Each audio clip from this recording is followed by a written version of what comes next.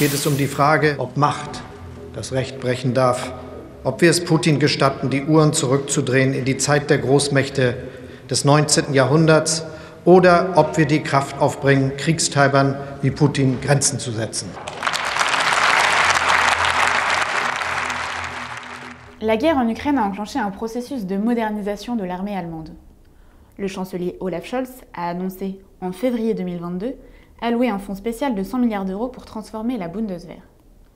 Alors que vaut vraiment l'armée allemande ?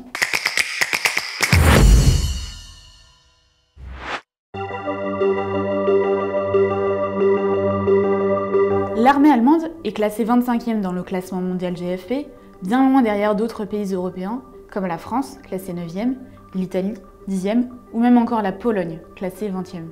Qui est lestée par des problèmes de fonctionnement interne et d'équipements disponibles et par beaucoup de limites dans son emploi qui tiennent beaucoup à l'histoire du pays. À la fin de la guerre froide, dans les années 1990, s'impose dans le débat politique en Allemagne le thème des dividendes de la paix. Il apparaît plus logique de réduire les dépenses dans le domaine de la défense pour les investir dans d'autres missions de l'État. Et dans les années 2000, le gouvernement cherche encore à réduire ses déficits. Au début des années 2000, on disait que l'Allemagne était l'homme malade de l'Europe en raison de ses différents déficits. Donc elle a entrepris un vigoureux effort de stabilisation de ses finances. Et pour cela, elle a réduit ses dépenses. Et l'un des secteurs qui a le plus souffert, c'est la défense. Et il faut rappeler que le développement de l'armée allemande est soumis à un cadre très clair. L'armée allemande, c'est une armée qui est parlementaire. C'est le Bundestag qui a la main, le contrôle sur les missions et les opérations de l'armée allemande. Donc c'est pas du tout comme aux États-Unis ou en France ou même en Grande-Bretagne où le pouvoir politique peut décider rapidement d'un déploiement militaire. Ça prend beaucoup de temps en Allemagne. Depuis la fin de la guerre froide, l'Allemagne a largement réduit les effectifs de son armée. Si on pouvait compter 500 000 soldats au moment de la réunification en 1990, on en compte à peine 200 000 aujourd'hui. Quant au matériel, l'armée allemande dispose d'équipements de qualité. Elle dispose d'un char de bataille, le Léopard 2, qui est un excellent char et qui est un char particulièrement apprécié puisqu'il a été aussi beaucoup vendu dans un certain nombre de pays européens, notamment membres de l'Alliance Atlantique. Elle a développé avec la France l'hélicoptère de combat Tigre, qui est aussi un excellent hélicoptère. Elle disposait pendant longtemps comme véhicule de blindé de combat d'infanterie du Marder, qu'elle est en train de remplacer par un nouveau véhicule qui est le Puma. Donc elle a, je dirais, sur le papier en tout cas, des équipements de qualité. Mais ces équipements n'ont pas toujours été entretenus convenablement et pour certains sont déficients. Aujourd'hui, l'Allemagne n'est donc pas en mesure de mener des opérations extérieures. La France, elle est capable d'envoyer des militaires opérer en Afrique, aller au Levant pour mener des opérations. Ça, l'armée allemande ne veut pas le faire aujourd'hui, mais c'est pas le faire. Les Allemands peuvent avoir tout de même un rôle à jouer en termes de nation cadre, c'est-à-dire dans l'encadrement d'une mission militaire à l'étranger.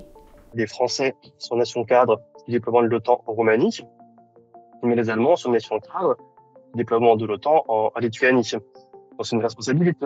C'est la mise au même niveau que les Anglais ou que les Français en termes de responsabilité d'encadrement. À Berlin, aujourd'hui, les mentalités évoluent et la modernisation de la Bundeswehr est clairement assumée. Les Allemands sont quand même conscients que le monde a changé, qu'ils ont changé et qu'ils ne peuvent pas être extérieurs au monde indéfiniment. Et pour comprendre ce virage, il faut revenir quelques années en arrière. En 2014, la Russie annexe la Crimée. L'OTAN enjoint alors à ses pays membres, et tout spécifiquement à l'Allemagne, d'augmenter son budget de la défense à 2% de son PIB. Cette prise de conscience conduit à l'adoption d'un livre blanc consacré à la défense en 2016. En février 2022, la guerre en Ukraine opère comme un véritable catalyseur.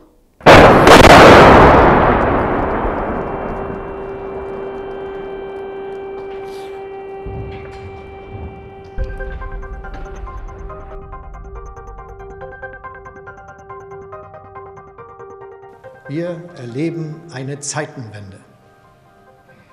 Und das bedeutet, die Welt danach ist nicht mehr dieselbe wie die Welt davor.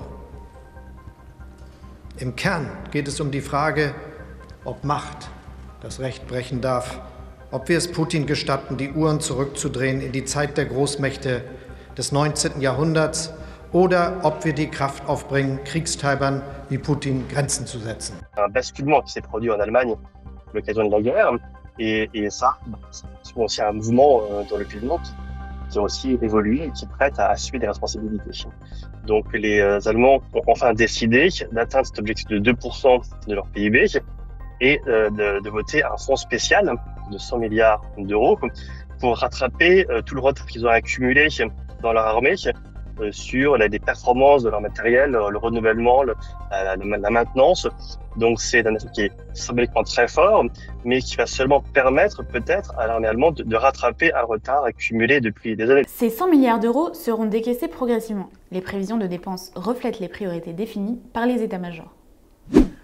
Tout d'abord, plus d'un tiers de ce budget sera dédié au renouvellement de l'aviation. Les Allemands devaient renouveler leur aviation, qui était vieillissante, les Tornado, et ils avaient une exigence, une contrainte qui est liée donc à leur lien avec les États-Unis, qui ont donc des bases en Allemagne, et dans ces bases américaines, il y a l'arme nucléaire, mais qui doit être emportée par des avions pilotés par des Allemands.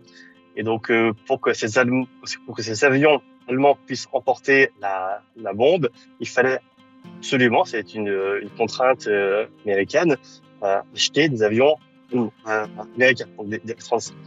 20 milliards seront dédiés au commandement et à la numérisation des forces. 17 milliards seront destinés au matériel terrestre, notamment pour l'achat du véhicule blindé Puma et pour les développements du char Léopard 2. À terme, l'armée allemande pourrait donc devenir la première armée conventionnelle en Europe. C'est en tout cas l'objectif affiché du chancelier Olaf Scholz. D'un point de vue diplomatique, elle devra peut-être se positionner clairement en termes de stratégie, notamment à l'échelle européenne. Jusqu'à présent, l'Allemagne a toujours affiché une forme de vassalité à l'égard des États-Unis, réaffirmée dans ce processus de modernisation. La décision de l'achat du F-35, c'est une façon à la fois de se doter d'un matériel qui, a priori, présenterait toutes les garanties pour pouvoir le faire, en tout cas qui est certifié pour pouvoir le faire, et en même temps, c'est un geste de réassurance vis-à-vis des États-Unis. Mais sur le plan européen, quelques différends ont éloigné l'Allemagne de la France, partenaire jusqu'alors privilégié. Dernier exemple en date, le bouclier antimissile Sky Shield.